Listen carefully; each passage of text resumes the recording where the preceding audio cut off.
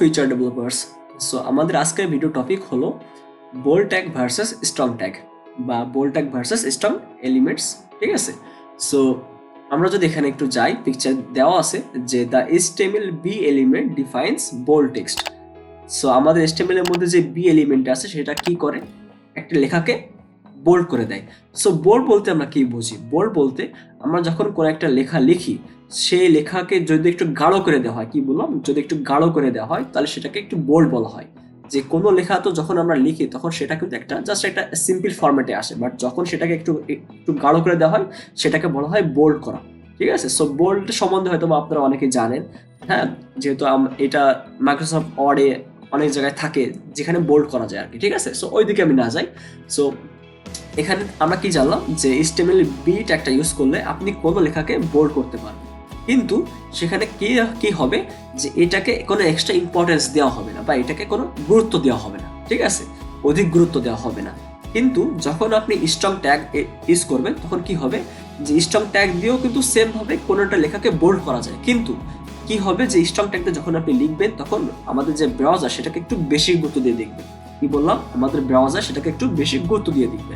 So bold tag আর strong ট্যাগের মধ্যে main এই পার্থক্য একটাই, যে যখন এই দুটোর মধ্যে যে কোনো একটা আপনি ইউজ করবেন, সেই দুটো কি করবে, যে দুটোই আপনাকে সেম কাজ করে দেবে, যে আপনার লেখাটাকে সে বোল্ড করে দেবে বা একটু মোটা করে দেবে বা একটু গাঢ় করে দেবে। কিন্তু যখন আপনি জাস্ট স্ট্রংটা ইউজ করবেন তখন ওই লেখাটাকে একটু এক্সট্রা ইম্পর্টেন্স দিবে, কিন্তু বোল্ডটাকে, কিন্তু বিটেকের ক্ষেত্রে সেটা কি করবে, সেটাকে কোনো এক্সট্রা ইম্পর্টেন্স দেবে না। ঠিক আছে, আচ্ছা, সো এটাকে আমরা যদি একটু আমাদের এসে দেখে আসি, ভিউজ করে দেখে আসি।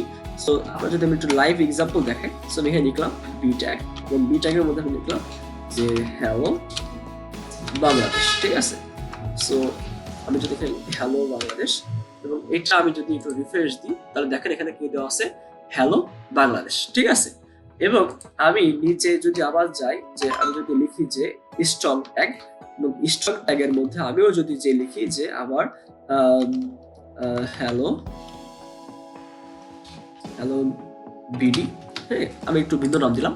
সো এখানে কি আসলো, hello Bangladesh, hello BD. So এই দুটো লেখার মধ্যে আপনি কিন্তু কোনো তফাৎ খুঁজে পাবেন না, বিকজ দুটোই কিন্তু একটু গাঢ় করে দেওয়া। নর্মাল যে লেখাটা হয় সেটা কেমন হয়, আপনি যদি এমন করে পি দিয়ে কোনো কিছু লেখেন যে হ্যালো বাংলাদেশ, তাহলে আপনি দেখতে পারবেন যেখানে লেখাটা কিন্তু খুবই সিম্পল ভাবে আসে, যেটা এখানে দেখাচ্ছি আর কি। এই দেখেন প্রথম লেখাটা, এটা কিন্তু একটা সিম্পল ফরম্যাট এসেছে। আমাদের প্রতিটা লেখা HTML এর মধ্যে কিন্তু এভাবে শো করে, কিন্তু যখন আপনি বি ট্যাগ দিয়ে লিখবেন তখন এটা একটু গাঢ় হয়ে শো করে, এবং স্ট্রং ট্যাগ দিয়ে যখন লিখবেন তখন এটাও একটা গাঢ় আকারে শো করবে। ঠিক আছে, একটু মোটা আকারে শো করবে।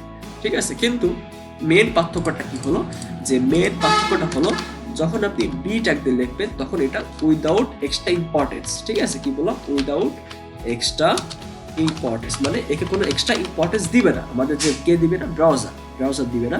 সো কিন্তু যখন আপনি এটাকে স্ট্রং ট্যাগের মধ্যে লিখবেন তখন একে কি করবে, যে ও স্ট্রং একটা এক্সট্রা মানে ইম্পর্টেন্সই দিবে। ঠিক আছে, এক্সট্রা ইম্পর্টেন্সই দিবে। ঠিক আছে, সো মোটামুটি এই হলো মেন পার্থক্য, যে বোল্ড ট্যাগটা ইউজ করলে আপনার হচ্ছে ওকে কোনো ইম্পর্টেন্স দিবে না, কিন্তু স্ট্রং ট্যাগ ইউজ করলে সেটাকে একটা এক্সট্রা ইম্পর্টেন্স দিবে বা একটু বেশি গুরুত্ব দিয়ে বা বেশি গুরুত্ব চোখে সেটা দেখবে আর কি। ঠিক আছে, এই হলো অ্যাকচুয়ালি মেন পার্থক্য, এছাড়া আর কিচ্ছু নাই। ঠিক আছে, আচ্ছা, তাহলে আমরা আমাদের আজকের ভিডিও এখানে শেষ করছি।